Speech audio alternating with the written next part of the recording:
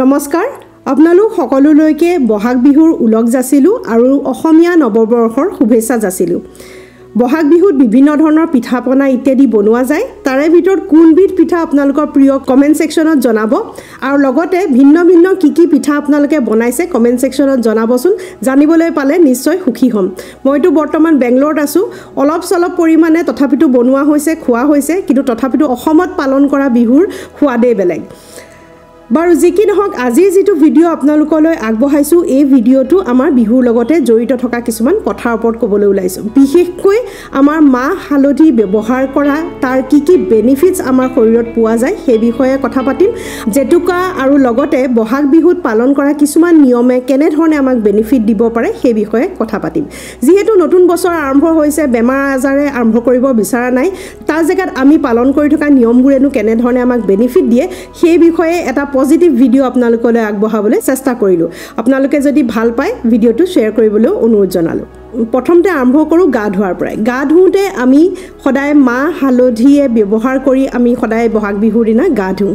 সেই মাহ হালধি যিটো ব্যৱহাৰ কৰা যায়, মাহৰো বিশেষ উপকাৰিতা পোৱা যায় আৰু সেই হালধিৰো বিশেষ উপকাৰিতা থাকে। প্ৰকৃততে এই মাহ হালধি আমি বহাগ বিহুৰ দিনা আমি নিশ্চয় গা ধুওঁ, কিন্তু তাৰ জেগাতে আমি মাজে সময়ে ব্যৱহাৰ ছালৰ বাবেও নিশ্চয় কৰিব পাৰোঁ। বছৰটোত এবাৰ কৰিলে যিমানখিনি বেনিফিটছ পাম, তাৰ জেগাত যদি আপোনালোকে মাহেকত দুবাৰ বা তিনিবাৰো ব্যৱহাৰ কৰে তেনেহ'লে নিশ্চয় অলপ বেছিকৈ বেনিফিট পাব পাৰিব। আহকচোন প্ৰথমতে হালধিৰ ছালৰ ওপৰত থকা বিশেষ বেনিফিটছৰ বিষয়ে কথা পাতোঁ। যিহেতু লাহে লাহে বসন্ত আই ওলোৱা দিনবোৰ আহি পৰে আৰু বিভিন্ন ধৰণৰ ছালৰ ইনফেকশ্যন ইত্যাদি হয়, ঘামচি হয়, খজুৱতি হয় আৰু ছালৰ ৰোগবোৰ অলপ বেছিকৈ দেখিবলৈ পোৱা যায়, যিহেতু ঘামবোৰ আমাৰ গাত লাগি থাকে। আৰু এই ইনফেকশ্যনবোৰৰ পৰা বচাবলৈ আমাক হালধিয়ে বিশেষ লাভ দিয়ে, কাৰণ এই হালধিত এণ্টি ইনফ্লামেটৰী গুণ আছে, যি আমাৰ গাত উঠা ফুহা, খজুৱতি, খৰ, ঘামুচি লগতে বসন্তৰ পৰাও বহু ক্ষেত্ৰতে বচাবলৈ সহায় কৰে। তাৰোপৰি ই এটা বহুত ভাল ফেচ মাস্ক হয়। আমাৰ যেতিয়া বাহিৰৰ ৰ'দত ঘূৰি ফুৰা যায়, ছালখনত বহুত অনিষ্ট হয়, UV ৰেজে বহুতখিনি অনিষ্ট কৰে। সেই অনিষ্টখিনি ভাল কৰিবৰ বাবে, ঠিক কৰিবৰ বাবে বা ছালৰ ৰিপেয়াৰৰ বাবেও আমাৰ এই কেঁচা হালধিয়ে বিশেষ লাভ দিয়ে। লগতে সূৰ্যৰ পোহৰৰ বাবে ছালখনৰ বহুতৰে টেণ্ট হয় আৰু তাৰ বাবে বিভিন্ন ধৰণৰ ক্ৰীম ইত্যাদি ব্যৱহাৰ কৰে। তেনেই সহজভাৱে কেঁচা হালধিৰ ৰস অকণমান যদি সানে আপোনালোকে মুখত, অতি সহজে মুখত পৰা ক'লা চামনি বা দাগ সকলো ক্ষেত্ৰতে ই সহায় কৰাও দেখিবলৈ পোৱা গৈছে। আৰু এণ্টি এজিং হিচাপে বেষ্ট বস্তু হিচাপে আমি হালধি আমাৰ ছালত ব্যৱহাৰ কৰিব পাৰোঁ। বিশেষকৈ আমি এণ্টি এজিং বুলি ক'লে ক্ৰীমলৈকে যাওঁ। এণ্টি এজিঙৰ পিছত সদায় ক্ৰীম শব্দটোৱে আহে, কিন্তু প্ৰকৃততে আমাৰ নেচাৰেল কিছুমান বস্তুৱে আমাক বিশেষ লাভ দিব পাৰে। এতিয়া যাওঁ আমাৰ মাহলৈ। হালধিৰ লগতে মাহ পিচি পেলাইও মুখত সনা যায় আৰু সেই যি মাহ ব্যৱহাৰ কৰা যায় সি এক্সফলিয়েণ্ট হিচাপে কাম কৰে। আমাৰ ছালবোৰত ডেড চেলছ জমা হয় আৰু সেই ডেড চেলছবোৰ ছালৰ ওপৰ লেয়াৰত গোট খাই যায় আৰু সেই ডেড চেলছবোৰে আমাৰ ছালখন ডাল দেখুৱাই, অৰ্থাৎ সতেজতা নাইকিয়া কৰি তোলে। আৰু সেই ডেড চেলছবোৰ যেতিয়া আঁতৰি যায় তেতিয়া মুখখন সতেজ হৈ পৰে। আৰু তাৰে এটা প্ৰধান উপায় হৈছে আমাৰ মাহ সনা। মাহ এনেকুৱা খহটা টেক্সচাৰৰ বাবে তাক যেতিয়া আপোনালোকে মুখত সানে একেধৰণে আমাৰ স্ক্ৰাবৰ দৰে কাম কৰে। আমি ফেচ স্ক্ৰাব কিছুমান ব্যৱহাৰ কৰোঁ খহটা বালি থকাৰ দৰে, যি আমাৰ ডেড চেলছবোৰ আঁতৰাই, কিন্তু তাৰ জেগাত নেচাৰেল এই মাহ ব্যৱহাৰ কৰিলে আমাৰ ডেড চেলছবোৰ আঁতৰা দেখিবলৈ পোৱা গৈছে আৰু বহুত ধুনীয়া এটা ছালত গ্ল' আহি যায়। সেইকাৰণে হয়তো বিয়াৰ আগমুহূৰ্তত ধুৱাওঁতেও ইয়াক ব্যৱহাৰ কৰা যায়, যাতে কইনাগৰাকী বা দৰাজনৰ মুখখন সতেজ হৈ পৰে। লগতে মাহৰ মইশ্চাৰাইজিং কেপাচিটি আছে, ছালখন শুকাবলৈ নিদিয়ে আৰু ই আমাৰ ছালৰ বাবে প্ৰয়োজনীয় নিউট্ৰিশ্যনখিনিৰো প্ৰদান কৰে। স্ক্ৰাবাৰ যেতিয়া ঘঁহে অকল সেই খহটা বস্তুটোৱে আপোনালোকৰ ছাল ডেড চেলছটো আঁতৰাই, কিন্তু তাৰ জেগাত মাহ সানিলে তাৰ নিউট্ৰিশ্যনখিনিও পালে, ডেড চেলছো আঁতৰালে আৰু সতেজো হৈ পৰিলে। বিহুৰ বাহিৰেও যদি ইয়াক ব্যৱহাৰ কৰিব বিচাৰিছে, অকণমান মাটিমাহ ল'ব, তাতে অকণমান হালধি দিব আৰু লগতে অকণমান দৈ দিব, যি মইশ্চাৰাইজ কৰিবলৈ সহায় কৰিব আৰু ভালদৰে সানি পেলাই মুখখনত সানি আৰু ফেচ পেক হিচাপেও ব্যৱহাৰ কৰিব পাৰে, নহ'লে তাক স্ক্ৰাব কৰি পেলাই ডেড চেলছটো আঁতৰাবলৈও ব্যৱহাৰ কৰিব পাৰে। আমাৰ বহাগ বিহুৰ সময়তে পালন কৰা এটা নিয়মৰ বিষয়ে আমি বহুলোকে পাহৰি পেলাইছোঁ বা বহুলোকৰ হয়তো মনতো আছে। সেইটো হৈছে 101 বিধ শাক খোৱা প্ৰথাটো।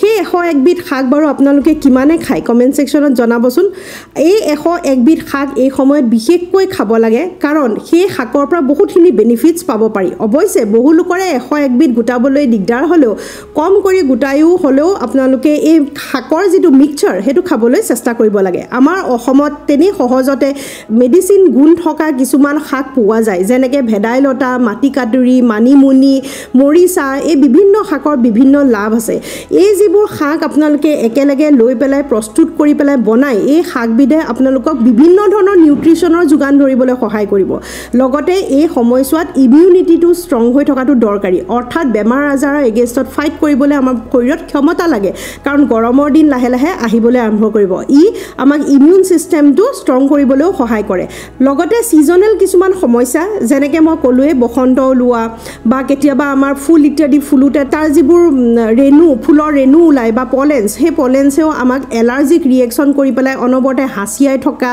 কাহ আহি থকা বেমাৰ কিছুমান লাগি থাকে আৰু সেই বেমাৰ আজাৰ সিজনেল যিবোৰ বেমাৰ আজাৰ হয় সেই সিজনেল বেমাৰ আজাৰৰ পৰা আমাক 101 বিধ শাকে বহুতখিনি বেনিফিট দিবলৈ সহায় হয় আৰু লগতে আপোনালোকেতো জানেই যে ভেদাইলতা পেটৰ বাবে বিৰাট ভাল হয় মাটিকাদুৰি তেনেধৰণে আমাৰ পেচাবৰ বাবে ভাল হয় লগতে আমাৰ মৰিচা আইৰণৰ ডেফিচিয়েঞ্চি থাকিলে কামত দিয়ে নৰসিংহই চকুৰ পাৱাৰৰ বাবে বহুত বেছি ভাল হয় বিভিন্ন শাকৰ বিভিন্ন গুণ আছে সেই গোটেইখিনি শাক যদি একেলগে মিক্স কৰি আপোনালোকে বিহুৰ দিনা বা যেতিয়াই পাৰে এই সময়ছোৱাত খাই তেনেহ'লে নিশ্চয় বহুখিনি লাভ পাব আৰু বহাগ বিহুটো জেতুকা লগাই সকলোৱে ভাল পায় জেতুকাৰে ভৰি থকা আমাৰ হাতগিখন বহুত ধুনীয়া লাগে আমাৰ বহাগ বিহুৰ সময়ত অৱশ্যে ইয়াত মই সেই জেতুকা লগাবলৈ পোৱা নাই সেই জেতুকাৰ বিশেষ বেনিফিটছ আছে আমাৰ নখ ইত্যাদিৰ ইনফেকশ্যনৰ পৰা আমাক বচায় ছালৰ বিভিন্ন ৰোগৰ পৰা বচায় বসন্ত ইত্যাদিৰ ক্ষেত্ৰতো ই প্ৰিভেনশ্যন হিচাপে কাম কৰে আৰু নিশ্চয় আমাৰ মনটোকো বহুত ভাল লগায় কাৰণ হাতখন যেতিয়া ৰঙা হৈ যায় বিহুৰ সময়ত এটা নতুন ফিলিঙে আহি যায় আমাৰ মনৰ ভিতৰত নহয় জানো সকলো টেনশ্যন যেন যিমান টেনশ্যন নাথাকিলেও সেই সময়ছোৱাত আমি পাহৰি পেলাওঁ আৰু এই জেতুকাই প্ৰকৃততে আমাৰ মেণ্টেলিও বহুতখিনি সহায় কৰে কাৰণ হাতখন যেতিয়া ৰঙা হৈ থাকে আপোনালোকে যেতিয়া হাতখন দেখিব ই এটা ৰিলেক্সিং বা ষ্ট্ৰেছ কমোৱা এটা উপায় হিচাপে আমি ব্যৱহাৰ কৰিব পাৰোঁ লগতে আমাৰ ছালৰ বিভিন্ন ৰোগৰ বাবে ইয়াক ব্যৱহাৰ কৰিব লাগে নখ বা নখৰ বিষ থাকে কিছুমানৰ নখৰ বিভিন্ন বেমাৰ আজাৰ থাকে কিছুমানৰ নখ ক'লা পৰি যায় ক'লা পৰি সৰি যায় কিছুমানৰ আকৌ ছালত পানীয়ে খায় বা কিছুমানৰ পানী জ্বলা নিচিনা উঠে এই সকলোবোৰ বেমাৰৰ পৰা আপোনালোকক বচাবলৈ জেতুকাই সহায় কৰে ইয়াৰ উপৰিও আমাৰ বহাগ বিহুত ব্যৱহাৰ কৰা জলপানৰ বিশেষ লাভ আছে দৈ প্ৰ'বায়'টিক হিচাপে কাম কৰে পেটৰ বাবে বিৰাট ভাল হয় পেটটো ঠাণ্ডা কৰি ৰাখে চিৰাৰ ক্ষেত্ৰতো কমপ্লেক্স কাৰ্বহাইড্ৰেট হিচাপে ব্যৱহাৰ কৰা যায় ফাইবাৰো পোৱা যায় আৰু সেইবাবে চিৰায়ো বহুতখিনি লাভ দিয়ে তিলৰ পৰা বিশেষকৈ কেলছিয়াম পোৱা যায় যি আমাৰ বনছৰ বাবে ভাল ছালৰ বাবে ভাল চকুৰ বাবে ভাল আৰু লগতে আমাৰ চুলিৰ গ্ৰ'থৰ বাবেও বিশেষকৈ লাভ দিয়ে আৰু লগতে নাৰিকলৰ পৰা আমি হেল্ডি ফেটছখিনি পাব পাৰোঁ